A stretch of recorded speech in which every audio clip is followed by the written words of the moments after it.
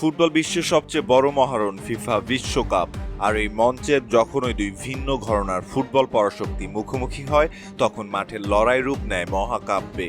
আজ আমরা আলোচনা করব লাতিন আমেরিকার ছন্দময় ফুটবলের রাজা আর্জেন্টিনা এবং ইউরোপের আধুনিক প্রেসিং ফুটবলের পাওয়ার হাউস অস্ট্রিয়ার সম্ভাব্য ম্যাচ নিয়ে।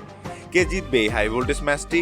আলবিসেলেস্তারা কি তাদের আধিপত্য ধরে রাখবে, নাকি অস্ট্রিয়া ঘটাবে বড় কোনো অঘটন? চলুন দর্শক, বিস্তারিত জেনে নেওয়া যাক প্রতিবেদনে। কাগজে কলমে এবং সাম্প্রতিক ফর্মের বিচারে এই ম্যাচে স্পষ্ট ব্যবধানে এগিয়ে থাকবে বর্তমান বিশ্ব চ্যাম্পিয়ন আর্জেন্টিনা। স্কালোনি বাহিনীর প্রধান শক্তি, তাদের আক্রমণ ভাগ এবং মাঝমাঠের নিখুঁত সমন্বয়।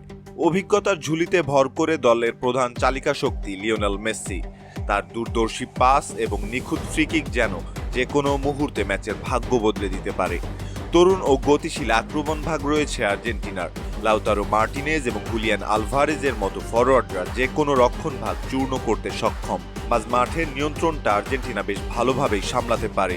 অ্যালেক্সিস ম্যাকঅ্যালিস্টার এবং এনজো ফার্নান্দেসের মতো মিডফিল্ডার, ডিপলের সাথে মেসির কম্বিনেশন, সব মিলিয়ে মাঝমাঠটা আর্জেন্টিনার ফেভারিটের তালিকাতেই থাকবে।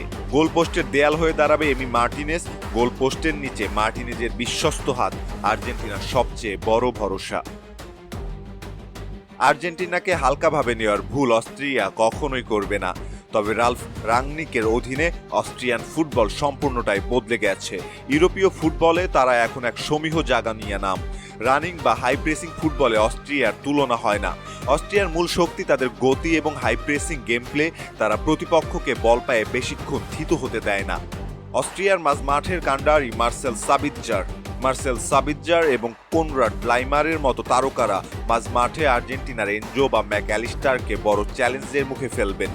শারীরিক শক্তি ও ট্যাকটিক্স, ইউরোপীয় শারীরিক ফুটবল এবং সেট পিস থেকে গোল করার দক্ষতা অস্ট্রিয়া লাতিন ডিফেন্সকে পরীক্ষায় ফেলতে পারে। চলুন দর্শক, এবার একটু বিশ্লেষণ করে দেখা যাক হেড টু হেড কৌশলগত যুদ্ধে। শুরুতে কথা বলা যাক খেলার ধরন নিয়ে, যেখানে আর্জেন্টিনা ছোট ছোট পাস এবং বল পজিশন ধরে রেখে খেলতে পছন্দ করে। পক্ষান্তরে অস্ট্রিয়া হাই প্রেসিং এবং কাউন্টার অ্যাটাকে খেলতে পছন্দ করে।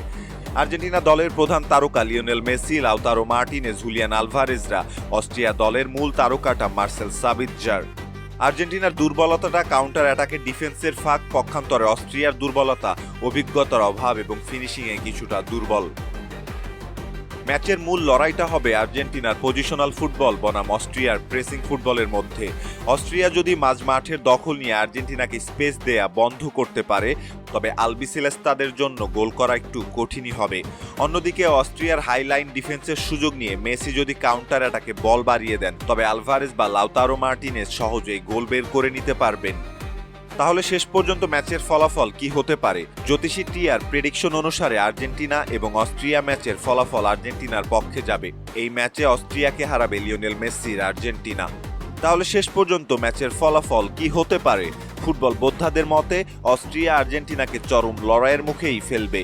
বিশেষ করে ম্যাচের প্রথমার্ধে অস্ট্রিয়ার গতিশীল ফুটবল আর্জেন্টিনাকে চাপে রাখতে পারে।